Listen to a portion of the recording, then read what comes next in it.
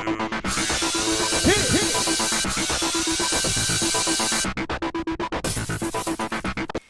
everybody, welcome to another recap of Celebrity Apprentice. Homer the Recap Cat is here with me. He insisted. Alright, so Lisa Lampanelli immediately starts kissing Teresa's butt as soon as they get back to wherever they're watching the show from. Lou gets to deliver his check to MDA, Muscular Dystrophy Association, and it is always the best freaking part of the show. I love that Lou cried, didn't you? I cried too, I have to admit. It's very emotional when they hand that check over and you see how excited the people are to get it, and because they know what it's going to mean for their foundation. So it's the best. Thanks, Trump, for, if anything, just giving all that money to charity, because it really does make a huge difference. All right, so meet me on the roof patio on one of the lower ones on Trump Tower. We're going to tell you about the next task. It's going to be a Crystal Light mocktail launch party for the 2 newest flavors. And I must say that I have tried the first 3 flavors and they are really good. I'm very excited to try the new 2 flavors, especially the peach one, because I love peach. All right, so the PMs this week are going to be Aubrey and Clay. It's about time.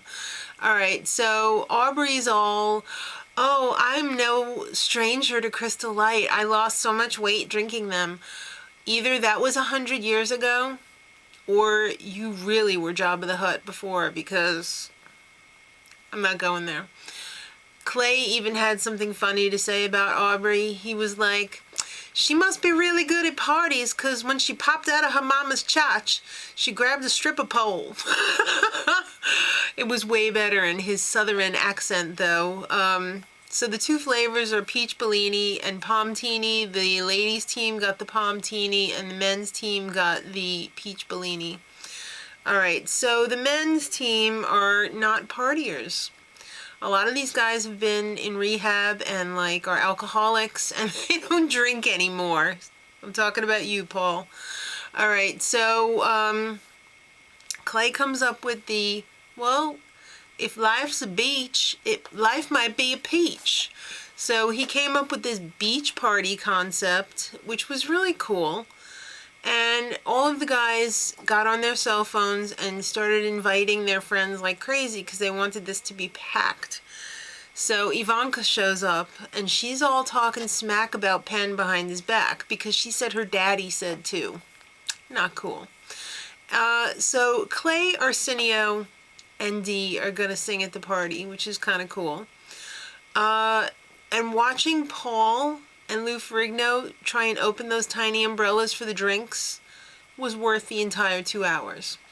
So, the ladies' team. Teresa loves parties. She throws the best parties. That's what all her friends say. Or they will die. She also has really good taste. Alright, so Debbie, in 2 seconds, whips up a Crystal Light theme song, which was really bad. Patricia does the graphics, as usual. Aubrey has a crush on Don Jr., and she gets all flustered when he shows up. Hello?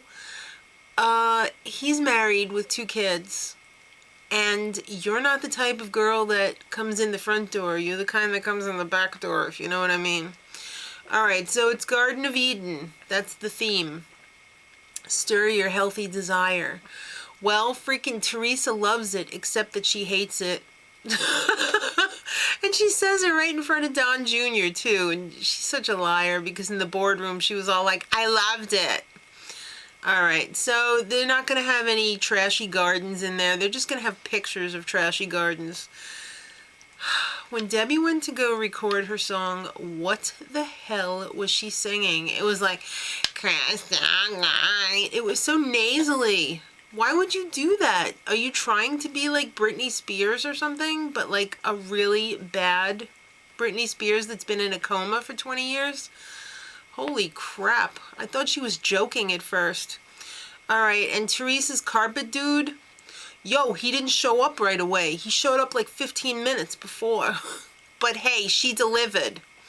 All right, so the ladies' party had plenty of people. They had these comment cards that people filled out that, of course, Lisa Lampanelli had to trash them on stage, which was remotely funny. Then Debbie got up there and sang her annoying theme song and said, "I've got a CD for you to take home." I didn't really like the ladies' party. Now, the men's party, where the hell was everyone?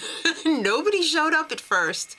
So Clay got upset and sent Arsenio and Penn outside to try and drag people into the party, but they freaking couldn't pay people to come in.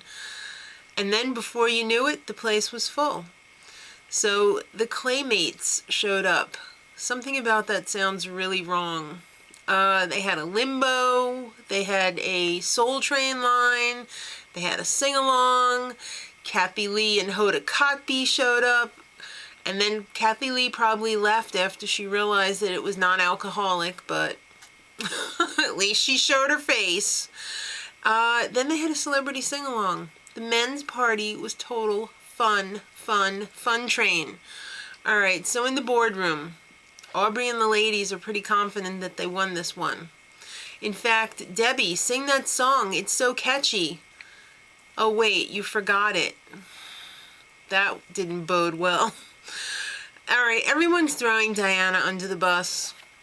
Probably because they think that she's foreign, so, like, she can't defend herself too well because she doesn't know English.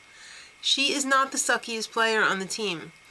All right, so on the men's team, it was a big love fest. And if Clay loses, it took him forever to explain who he was going to bring back. And Donald Trump was pissed. He was just like, just tell me 2 people.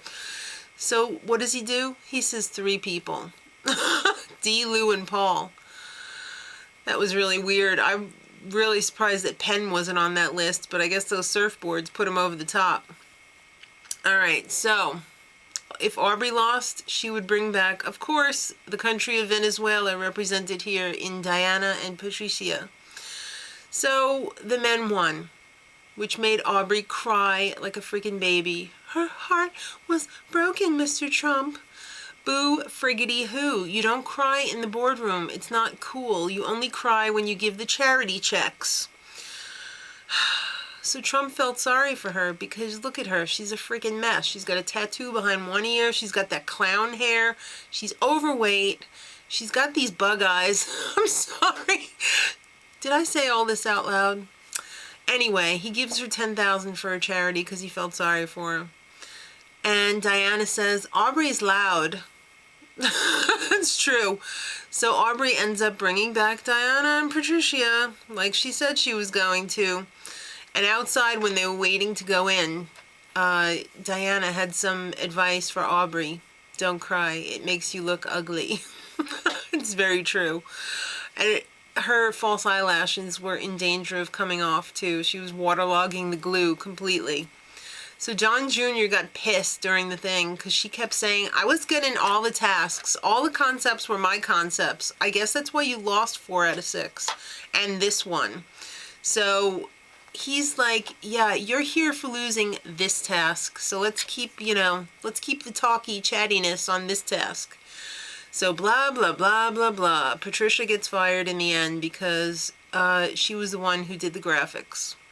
Even though Aubrey was pushing for Diana to get fired. Don't get your wish. So next week, it starts an hour earlier at 8 p.m. Thank you very much for that tail action. And there's going to be 2 tasks and 2 meltdowns. And by the way, I forgot to mention that Donald was confused after they left because he was all like, I don't understand it, how they can go after each other so much in the boardroom, and then when they leave, they hold hands on each other's waists.